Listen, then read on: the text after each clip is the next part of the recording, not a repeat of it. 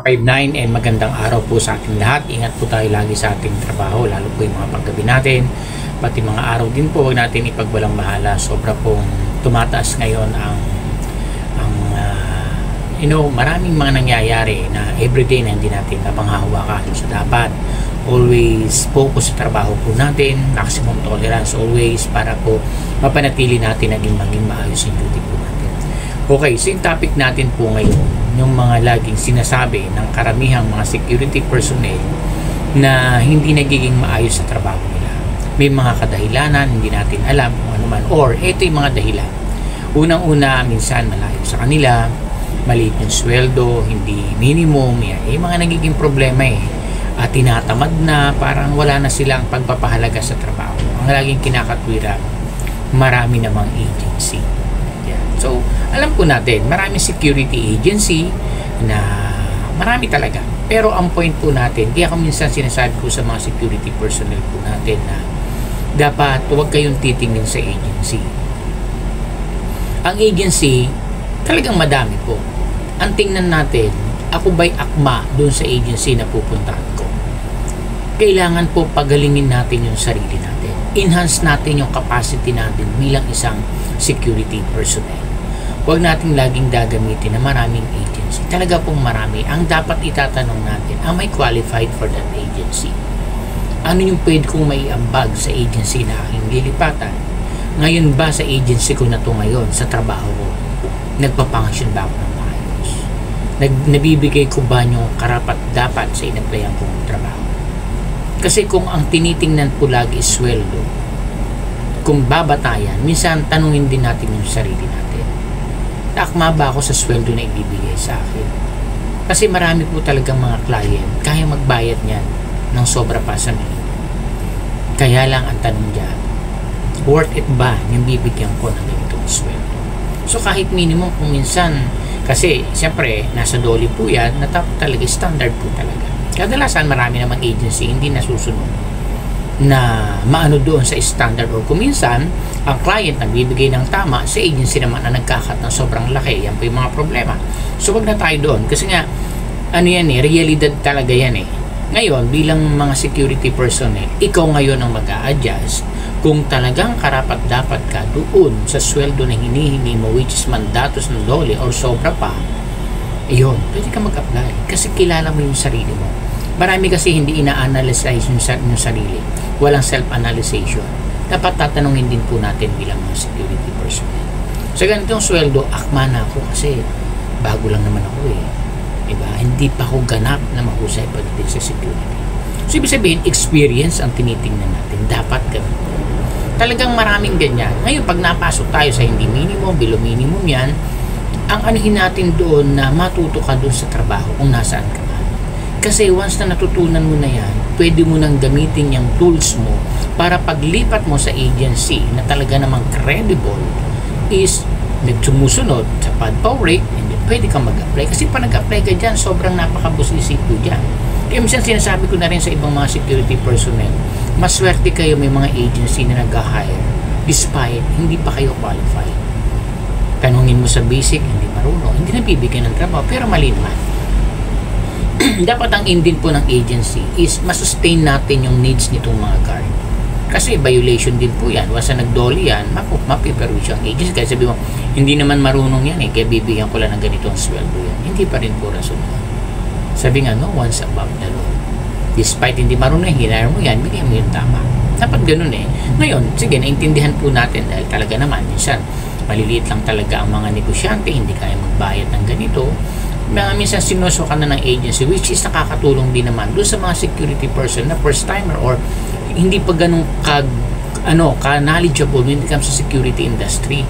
Madami ako naging hawak ng mga security person, dumaan sa akin na wala talagang kaalam-alam. Sabi ko nga sa sarili ko, or kung minsan sinasabi ko din sa briefing para aware sila, kung ako ang client, ako magbabayad ng ganito sa mga security guard kung ito ang ibibigay sa akin. Di ba? Kasi ala talaga, as in wala. Halos hindi nag-training. Pero, isustain pa din natin, bigyan natin sila ng chance. Kaya nga, by chance na lang po kung minsan. Ang iba, sobrang aangas pa. Hindi naman minimum dyan, ba't ako magtatrabaho ng tama? Mali po yun. Ang kailangan po sa mga security person, especially sa mga officer na pagalingin niyo yung sarili niyo. Gawin yung tungtungan itong mga kahit hindi minimum yan, yung experience mo. Na-assign ka sa ganito, alam ko yung trabaho dyan, sa ganitong, sa mga mall, ganito sa mga condominium, sa mga high-rise condos, commercial or residential pa yan, mga factory, kailangan po yun. Kasi iyon yung magbibuild sa'yo para lumago ka as security personnel. So pag nalipat ka na at alam mo nang kaya ko nang mag-apply sa ganitong mga agency. At huwag natin pabayaan yung agency na pinanggalingan lang natin na para bang wala kang yung amor proprio or pangit na term, wala kang namang utang na loob dun sa pinanggalingan. Marami kasing ganyan po eh. Maraming security na kabog-kabog pagka nalipat na alam ng kaya na iiwanan na lang yung agency, iiwanan na lang yung pwesto, hindi malang nagpapaalam. Dapat hindi. Magkaroon po tayo ng malasakit. Kasi ito yung nagturo sa atin. Dumaan tayo sa ganitong agency despite hindi naman sumunod sa tamang protocol. Alisin na po natin yung lalo kung first timer tayo. Kung ba gagawin natin itong salamat sa ganitong agency. Kasi despite hindi pa ako marunong, nabigyan ako ng chance kahit hindi minimum, naiintindihan ko sila, lilipat na lang ako. Diba? So yun ang pinakamaganda eh. Kasi dapat mag-grow ka, lumago ka as security. Huwag mo nang tingnan yung sweldo. Kasi once na marunong ka na, susunod na po yan. Alam mo na kung saan ka dadalhin ng kaalaman mo bilang ikaw. Kasi minsan tanungin po natin ang sarili natin sa mga baguang security personnel, hindi ka pa nga ako marunong eh. So okay na ako dito.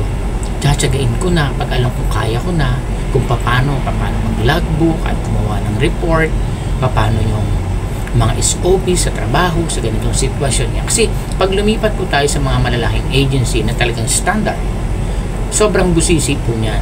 Lahat English, kung paano dadalhin ka sa mga residential na high-rise, na talagang high-end na mga residential, more on, mga foreigner yan, kahit mga bata magtanong sa iyo, speaking in English, tapos kahit so simple, hindi mo kaya, so mahirap po. So lulugar din po dapat ang mga security personnel. Huwag palaging i-blame ang agency. Ano po, so pag alam nyo kaya nyo at hindi naman kayang ibigay ng agency, yung talagang supposed to be nakarapat-dapat, pwede na po tayong lumipat. Kailangan lang po bit-bit natin yung ating kaalaman. Huwag niyong wala. Sa mga bagong officer, may tanong din po sa akin yan, ng mga followers po natin, na magkano daw ba talaga ang sweldo ng officer?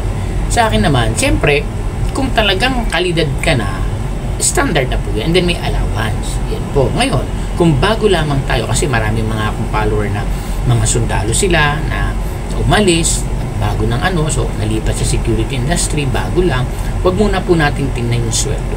Kailangan ma-enhance po yung kapasidad po natin sa security industry. Kasi po, magkaiba sa mga ng sundalo ang trabaho ng security. Ibang-iba po. Lalo po ngayon yung mga Gen Z, ng mga security person, sobrang pipili. Ayaw sa mainit, ayaw mahirapan ng ganito, hindi mag-workout po. Kasi hindi tayo pwedeng mamili. Dapat kung saan ka in-assign, doon ka. Hindi. Tayo mga officer, i-assess natin maigi yun. Hindi mo kaya, sige, pumalik ka doon sa'yo, paano kung wala kayong tao? So, dapat inaano pa din. Pero, hindi dapat talaga gano'n. So, dapat we have to adjust. Yan yung sinasabi ko, yung sa akin na magiging officer siya. Sabi ko, dapat, kilala mo natin yung sarili natin. Kung hindi ka pa knowledgeable, aralin po natin yan. Huwag mo na sa sweldo. Kung magkano ibigay at alam mo naman hindi ka naman natalo, pero i-assist nyo pa din po. Huwag naman tanggap na halos hiningin na lang yung sarili mo para hindi ka napasweldo yun, ganito lang ang wag na. Kung bagay yung alam mo hindi ka naman talo, na-assess mo naman yan, na-compute mo naman yan, pwede na, hindi na, isipin mo na doon, matututo ako dito. Ngayon, pag lumago ka na, alam mo na, pwede kang humingi sa agency. Ngayon, pag hindi ka binigyan, lipat ka na. Diba? Kasi hindi masusustain yung needs ng family, lalo kung malaki ang pamilya. Siyempre, di po ba? Ngayon, pag marunong ka na, kailangan i-enhance mo pa yan. Even officer and security. Dapat pag security guard ka, enhance mo pa. Aralin mo yung pwedeng maging, kayang-kaya mo na security personnel, kaya mo na maging officer. Tumalon ka na, mag-step forward ka na. Alam mo na yung pagiging officer, aralin mo na. Paano gumawa ng report? Paano ba mag-handle ng mga personnel? Dapat, kung kayo mga playing guard, aralin nyo na yung ginagawa ng officer po. Kasi kayo na susunod dyan. Kasi yung ibang mga security, kinakalaban ng officer. Ang tingin sa officer, kaaway. May mga vlog din po. Kanya na hindi nyo kalaban kaming mga officer. Kami po yung magkakay, mag-iingat sa inyo. Kasi sa amin nakabangga lahat ng gagawin. Especially yung sarili ninyo. Diba? Iniingatan namin kayo. Kasi kami ang mananagot sa agency kapag may nangyari na hindi maganda sa inyo. So, yun po dapat. Ngayon, aralin nyo, ano ba yung ginagawa ng officer? Ito, ganito. So, nai-enhance ka. Ngayon, tayo naman mga officer, dapat lahat na pinagdaanan natin, gumagawa tayo ng mga parang ng analysis, feasibility study, parang ganun din po yan na ano yung dapat kong gawin. Ganito pala, ganito dapat. Kailangan maging maayos ang aming mga documents. Ano yung kulang dito? Kasi kung minsan, ang laki ng kulang sa detachment, nakawawalan ng ano yung officer. Dapat marunong tayong mag-allocate kung ano yung dapat gawin ng mga tao natin at ano yung makakabuti.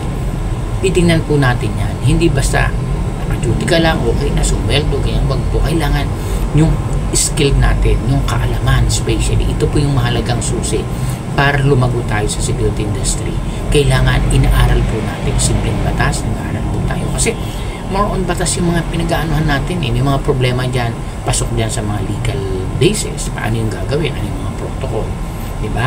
Yung mga house rules, dapat inaaral po natin yan, pinabasa natin. Para pag may mga tanong, may mga queries, alam po natin sagutin. Ganun po dapat. Huwag natin isipin na mali ka man ang sweldo, ayoko dyan, sweldo ganito. Huwag dapat. Kailangan po ang tingnan natin yung kaalaman.